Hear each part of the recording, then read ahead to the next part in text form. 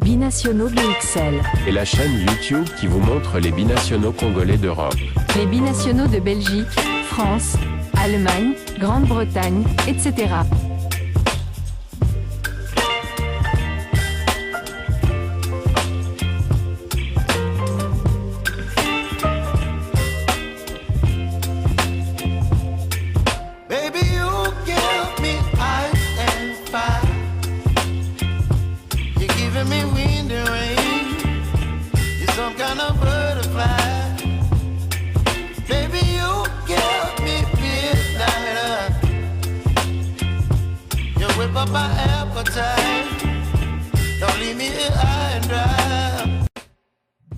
Bonjour à tous. Aujourd'hui, nous allons vous parler d'un nouveau binational franco-congolais qui va rejoindre la tanière des Léopards pour le début des éliminatoires de la CAN 2025.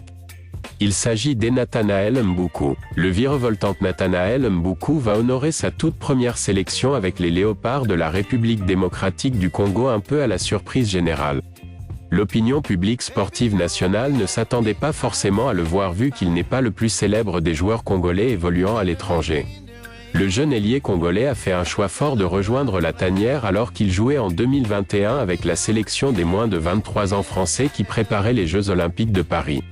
N'ayant pas été retenu certainement pour cette compétition, il a jugé utile d'entamer maintenant sa carrière internationale avec la RDC. C'est évidemment une très bonne nouvelle pour la sélection nationale congolaise qui se bonifie avec son arrivée pour étoffer davantage cet effectif très compétitif avec l'arrivée de Sébastien de Sabre à la tête de cette équipe.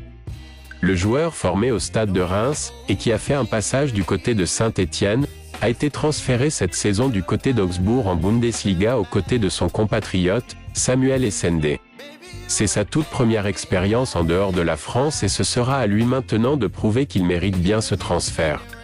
Qui est Nathanaël Mboukou ? Nathanaël Mboukou est né le 16 mars 2002 à Villeneuve-Saint-Georges dans le Val-de-Marne, dans la région parisienne. Il joua dans plusieurs clubs franciliens dont l'Union sportive Ris-Orangis, notamment, avant de rejoindre le stade de Reims à l'été 2017. Il y signa, à l'âge de 16 ans, un premier contrat professionnel de 3 ans le 23 novembre 2018. Nathanaël Mboukou fit ses débuts professionnels avec Reims contre l'Olympique de Marseille en Ligue 1, le 10 août 2019. Il entra en jeu à la place de Tristan Dingomé à la 73e minute du match, victoire 0-2 au stade Vélodrome. En octobre 2020, il inscrivit son premier but dans le championnat de France, à la suite d'un retourné acrobatique au stade de la Mosson face à Montpellier, victoire 0-4. En sélection, avec les moins de 17 ans, il participa au championnat d'Europe des moins de 17 ans en 2019. Lors de cette compétition organisée en Irlande, il joua 5 matchs. Il se mit en évidence en inscrivant un but contre les Pays-Bas en phase de poule, puis en délivrant une passe décisive contre l'Italie en demi-finale, défaite 1-2. Il participa ensuite quelques mois plus tard, à la Coupe du Monde des moins de 17 ans organisée au Brésil. Lors du Mondial Junior, il joua 5 matchs. Il se mit en évidence en inscrivant un triplé en 8e contre l'Australie. Puis, lors du quart de finale face à l'Espagne, il brilla à nouveau en inscrivant un but et en délivrant une passe décisive. En demi-finale, il inscrivit encore un but face au Brésil. L'équipe de France remporte finalement la médaille de bronze en battant les Pays-Bas lors de la « petite finale » le 17 novembre 2019. À titre personnel, Mboukou se voit décerner le soulier d'argent Adidas du deuxième meilleur buteur de la compétition.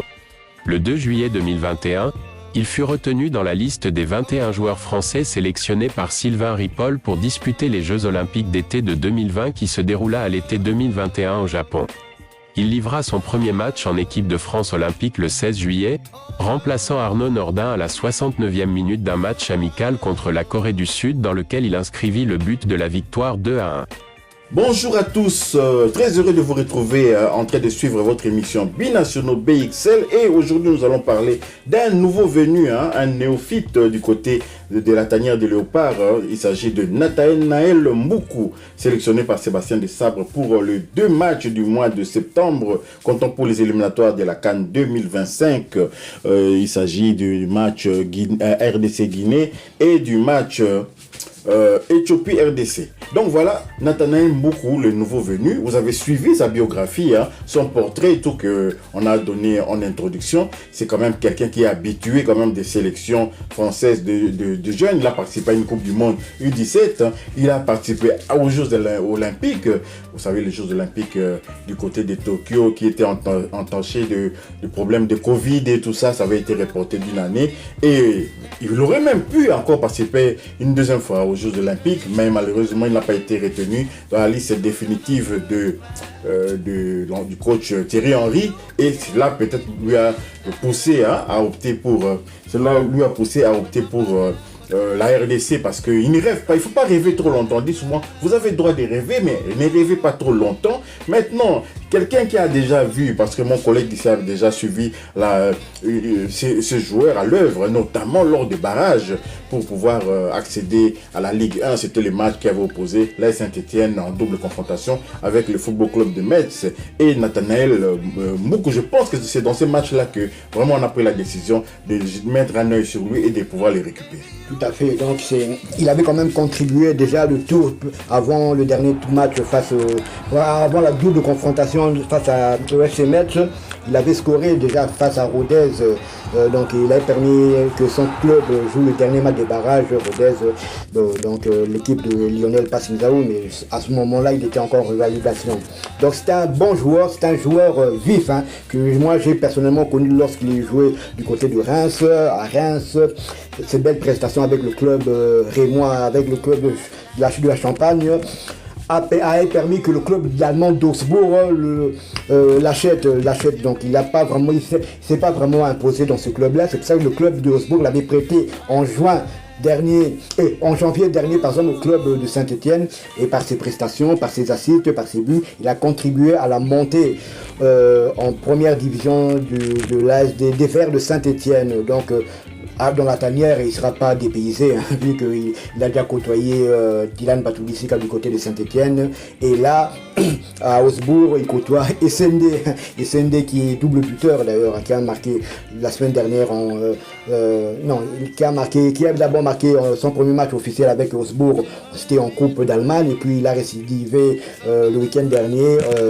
En championnat, en marquant son premier but en Bundesliga. Donc il ne sera pas dépaysé. Moi personnellement, c'est vrai que je suis content de sa sélection, car c'est un joueur qui a du potentiel, un joueur jeune, hein, il est de 2002, donc il a 22 ans. Donc bon, c'est vrai, on va pas se le cacher. Donc sportivement, je crois qu'il y avait quand même meilleur que lui, donc c'est peut-être dans une optique d'avenir pour lui dire peut-être, voilà, c'est vrai que tu n'as pas du temps de jeu pour le moment, mais je compte sur toi. Je crois que c'est plutôt dans cette optique-là que l'a sélectionné Sébastien de Sabre, et c'est une très très très bonne chose, car on ne sait pas, c'est vrai qu'aujourd'hui il est en difficulté, mais comme je l'ai dit, il n'a que 22 ans. Donc lorsqu'il aura 24-25 ans, on ne sait pas ce qu'il deviendra. Donc c'est vrai, moi je suis pour aussi que je suis content de sa sélection, même si elle a surpris bon nombre de personnes. Déjà, comme je le disais, c'est un joueur qui ne joue pas beaucoup depuis ce début de saison, qui ne joue quasiment pas d'ailleurs ce début de saison, mais bon, c'est un pari sur l'avenir à mon avis. Oui, et d'autant plus que il avait été prêté du côté de Saint-Etienne, et si c'est le même entraîneur qui est toujours en place, on peut comprendre que le joueur, lorsqu'on vous prêtez un joueur pour 6 mois et que ça arrive à expiration, il doit forcément revenir dans son club. C'est peut-être ça, il revient dans son club et c'est peut-être le même staff technique qui ont toujours des préjugés sur lui. Donc, mais pour nous, ne faisons pas la fine bouche. On est très content de récupérer un tel joueur qui est virevoltant, qui a un potentiel extraordinaire et qui pourrait, bien entendu, encore évoluer. Hein.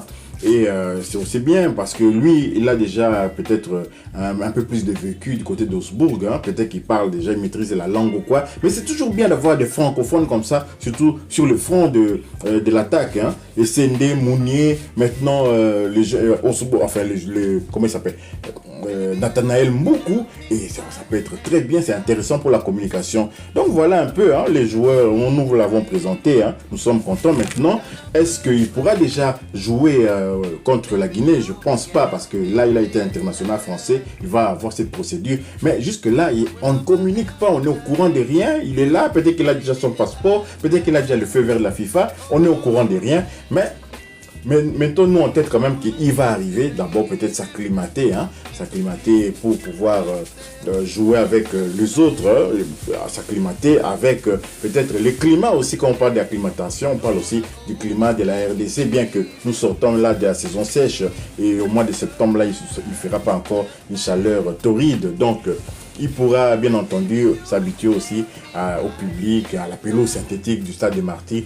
Donnons-lui le temps, il est jeune, donc c'est intéressant ces projets de pouvoir rajeunir quand même l'équipe. On pourra être bénéficiaire dans le futur.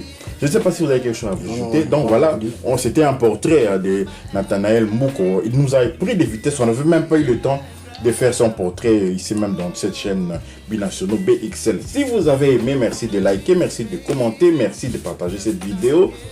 Abonnez-vous pour ceux qui ne sont pas encore abonnés et activez juste après la petite cloche de notification qui vous permettra de ne pas manquer les prochaines vidéos que nous allons mettre en ligne. Binationaux BXL vous dit Au revoir. Binationaux BXL. Et la chaîne YouTube qui vous montre les binationaux congolais d'Europe. Les binationaux de Belgique, France, Allemagne, Grande-Bretagne, etc.